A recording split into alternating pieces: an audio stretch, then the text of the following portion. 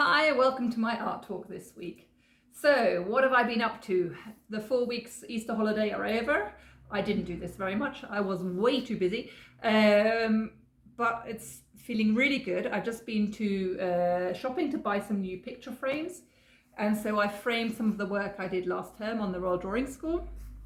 Some of it just because it makes me happy to see it framed. For example, my painting of the sofa with the cushion Live a Creative Life, very much something I feel very strongly about. I think we should all switch our creativity on much more than we do, because we all have creativity inside us. That's something that is there, that has been given to us, like our need to walk and talk. So yeah, I think we should all be a little bit more creative in our lives and be a little bit less scared of it. And then I've also framed my dragon paintings that I did last term on the myth course, which I love a good dragon. A lot of people have said I'm a dragon, but you know, hey, nothing wrong with dragons. And this work, which I made as part of a project with Tharian and the lovely Cynthia, was a prompt that someone gave, the colour, what's it called? The Colour of the Winds or something. I think it was the Colour of the Winds. And I drew that to the prompt. So instead of giving it to a computer to draw, she had human beings drawing it. And it was a lovely exercise because it made me think of different things. And this picture is now going to an exhibition in Basel, organised by and curated by the lovely Rama, which I'm delighted to be part of. It'll be in Basel during the week of Art Basel. What else can I show you that I've framed? I've framed so much.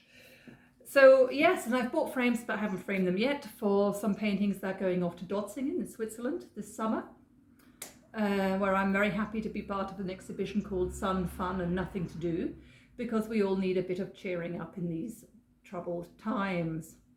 And then I was asked by Sibylle to read an essay she wrote on art and disability. And this year I've been asked to guest curate the art exhibition of the Art ASB, which is the home, the Integration Centre in Basel-Land. And I'm delighted to curate this exhibition. It's an exhibition for integration, so there's artists taking part and artists with disabilities. For me, it's always about the artwork and not about the artist, because it doesn't really matter that I'm here with my daughter's peanut jumper, because it's not me you're seeing on the wall. I want you to look at the work on the wall and not me. And does the work fulfill the criteria that I'm looking for in a work of art? A work of art is always made of three things, which I've said before, but I'll keep repeating it until it took me a long time to learn all this. So, you know, if I keep repeating it, I hope that one day you'll know all this. Colour, which basically means light. Shape, which basically means space. And movement, which is the expressive character of the work of art. Light is very important. As Cézanne said on his deathbed, it's all about light. Space is very important because we react very well to space, because we breathe in and we breathe out. And movement is important because Goethe said, if it's not moving, it's dead. And everything moves. And then you come to the thing that AI art, and there's a lot of discussion about artificial intelligence at the moment. I keep hearing people have to write essays about it or think about it or argue about it or whatever. And I'm sorry, I'm very radical.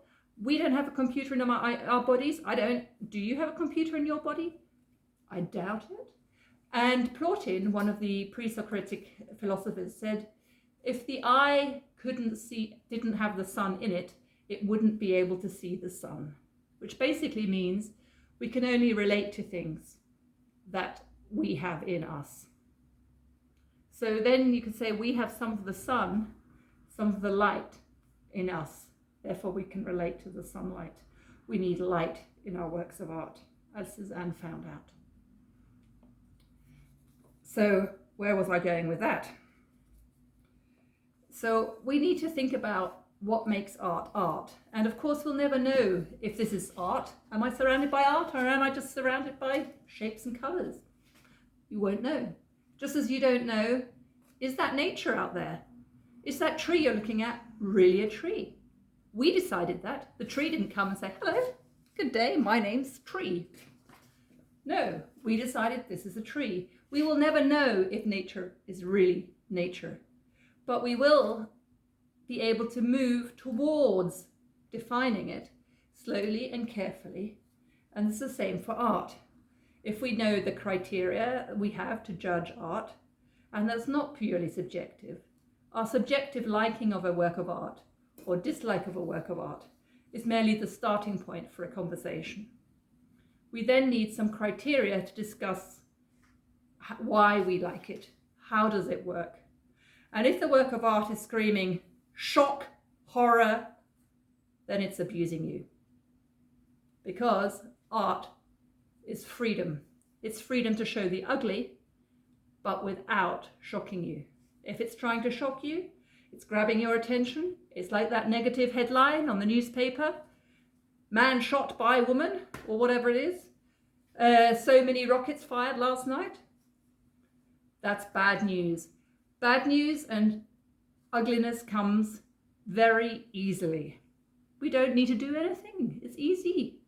However, to create something beautiful, something we respond to with our souls, that's hard. And the most difficult thing is we have to stand up. We have to go and do it. And gravity pulls us down so easily. So there's that. What did I say? Yeah, so when you're looking at a work of art, you're not looking at the artist.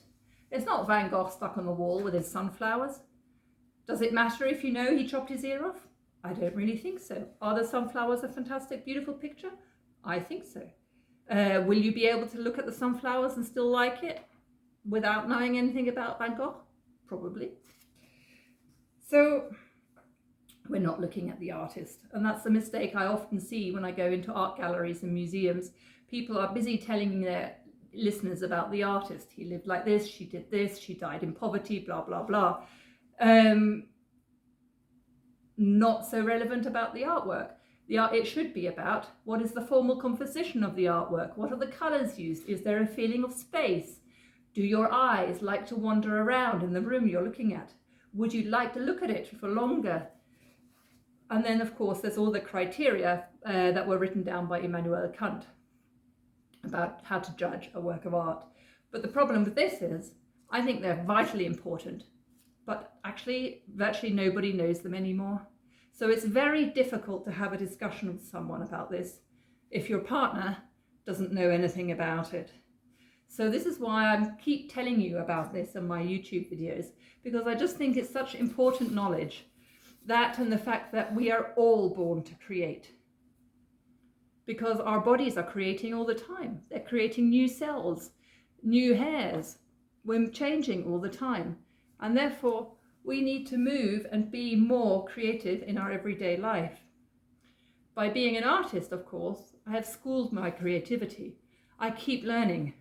And as I said the other week, when Hashindi asked me, how long do you need to study to become an artist? I said, well, you need to study your whole life.